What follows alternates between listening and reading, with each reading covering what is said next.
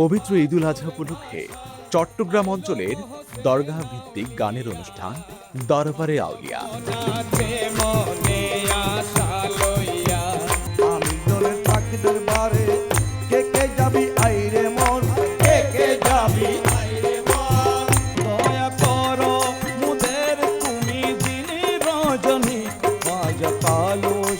বাবা তুমি দয়ার খনি বার আউলিয়া আসিল সত্যের তরি ভাসিল ও দিনের করলো রে খেদমত দিশাহীন মানুষকে দিল সত্যের শপথ।